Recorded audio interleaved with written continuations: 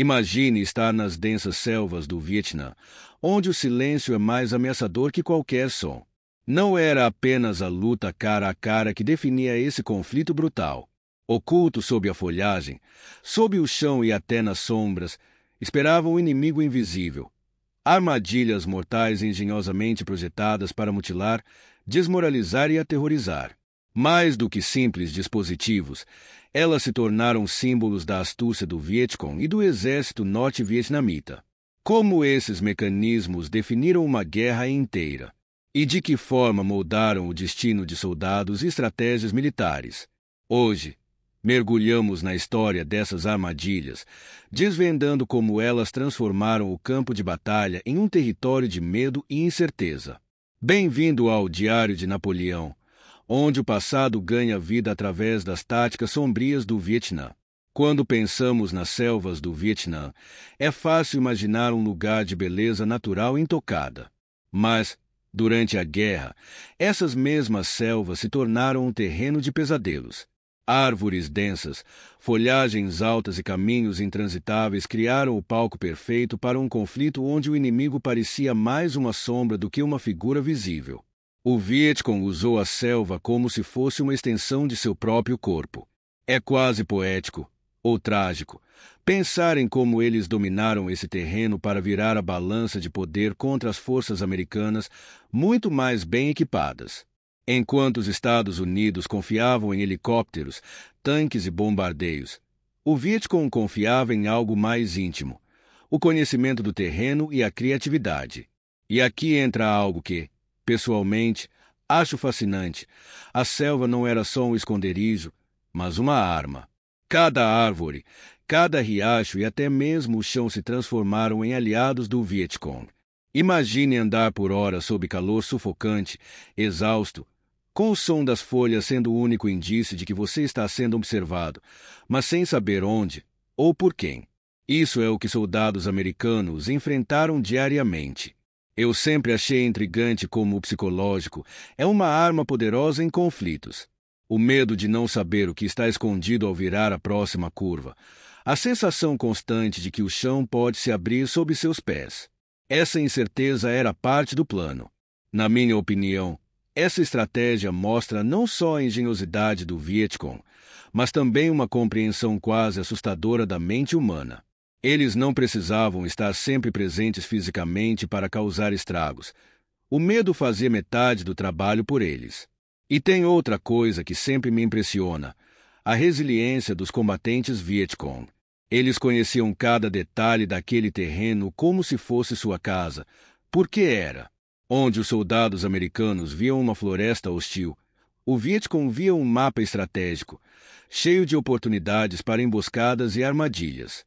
Essa relação quase simbiótica entre o lutador e o ambiente é algo que sempre admirei nos relatos históricos desse conflito, mesmo reconhecendo o horror que isso trouxe para ambos os lados.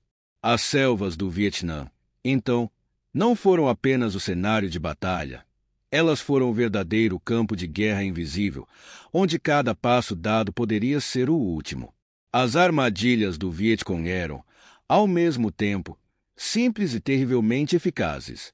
Elas não precisavam ser sofisticadas. O que lhes dava poder era o contexto em que eram usadas e o impacto psicológico que causavam. Vamos explorar algumas das mais emblemáticas, mas, antes disso, é impossível não se impressionar com a criatividade, ainda que assustadora, por trás dessas invenções. Estaca Pongi.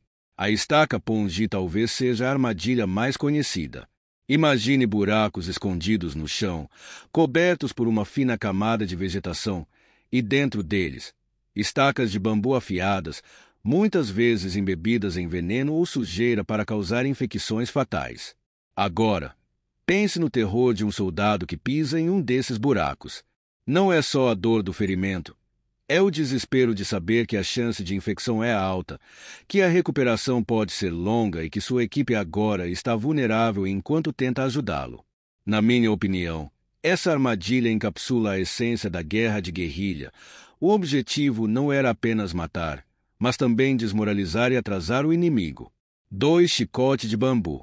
Esse dispositivo simples, mas mortal, Consistia em um tronco de bambu flexível preso no chão por uma corda. Quando acionado por um fio quase invisível, ele liberava o bambu com estacas afiadas na direção de quem estivesse passando. O que mais me impressiona aqui é a combinação de precisão e força. Algo tão rudimentar em sua construção era capaz de mutilar gravemente um soldado em questão de segundos. E, pessoalmente, acho fascinante como essas armadilhas transformavam materiais comuns, bambu, corda e madeira, em algo tão letal. Isso mostra como o Vietcong era um verdadeiro mestre em adaptar recursos disponíveis para criar dispositivos que superavam até o mais avançado arsenal militar. 3 armadilhas explosivas improvisadas. Essas eram especialmente engenhosas. O Vietcong reutilizava bombas e munições não detonadas deixadas pelos americanos para criar explosivos improvisados. Isso não apenas era eficiente, mas também transformava o material inimigo em armas contra ele mesmo. Na minha opinião, essa tática é um exemplo gritante de como o Vietcong maximizava seus recursos. É assustador pensar em como algo que deveria proteger um soldado, como uma mina americana, podia ser reaproveitado para atacá-lo. Essa estratégia era um verdadeiro golpe duplo psicológico. Além de causar destruição, mostrava que até os próprios recursos do inimigo podiam ser usados contra ele. O que mais me intriga sobre essas armadilhas não é apenas sua engenhosidade, mas a filosofia por trás delas. Elas não eram apenas ferramentas de guerra, eram mensagens claras ao inimigo. Cada armadilha dizia: "Você não está seguro aqui." Cada passo é um risco. Sei que é difícil falar de algo tão brutal com um tom de admiração, mas, pessoalmente, vejo nessas táticas uma aula sobre adaptação e criatividade em condições extremas. Ao mesmo tempo, não consigo ignorar o custo humano, tanto para quem caiu nessas armadilhas quanto para quem as projetou. São dispositivos que, apesar de sua simplicidade, deixaram cicatrizes físicas e psicológicas profundas em milhares de pessoas. As armadilhas do Vietcong não eram apenas armas, eram um lembrete constante de que a guerra não é apenas um confronto de forças, mas também de mentes. Cada dispositivo, por mais rudimentar que pareça, foi pensado para causar o máximo de impacto com o mínimo de recursos, algo que eu, sinceramente, acho ao mesmo tempo genial e aterrorizante. Se há algo que define as táticas do Vietcong, é a perfeita aplicação da filosofia de guerrilha. Vencer pelo desgaste, pela desmoralização e pelo uso estratégico do medo. Para eles, não era necessário enfrentar o inimigo em batalhas diretas. O verdadeiro objetivo era enfraquecer o moral, espalhar incerteza e obrigar os soldados americanos a lutar em um campo onde cada passo parecia ser seu último. Uma frase que sempre me marcou ao estudar táticas militares é a de Sun Tzu: "A suprema arte da guerra é derrotar o inimigo sem lutar." O Vietcong parece ter levado isso ao extremo. Suas armadilhas não eram apenas ferramentas de destruição, mas instrumentos de manipulação psicológica. O uso estratégico da assimetria é outra coisa que me impressiona, é como essas táticas transformaram a fraqueza em força. O Vietcong não tinha acesso ao poder de fogo dos americanos, mas não tentou competir diretamente. Em vez disso, usaram sua aparente desvantagem, a falta de tecnologia avançada, como uma vantagem estratégica. Cada armadilha era um lembrete de que não é necessário ter as melhores armas para ser eficiente. Às vezes, basta ser mais engenhoso. Na minha opinião, isso é uma lição não apenas para a guerra, mas para qualquer situação em que os recursos são limitados. É um exemplo sombrio de como a criatividade e o conhecimento do terreno podem mudar as regras do jogo, mesmo contra um adversário muito mais poderoso. Esse é o paradoxo das táticas do Vietcong. Elas eram incrivelmente eficazes, mas à custa de um impacto humano devastador. Ao mesmo tempo que admiro a engenhosidade por trás dessas armadilhas, sinto um peso ao pensar no sofrimento que elas causaram, não apenas nos soldados, mas também nas comunidades que viviam em meio à guerra.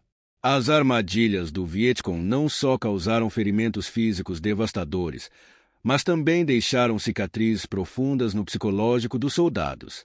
Imagine estar em uma patrulha, cercado por árvores altas e uma vegetação tão densa que a visão é limitada a poucos metros. O silêncio da selva é mais ameaçador do que tranquilizador, porque cada passo pode ser seu último.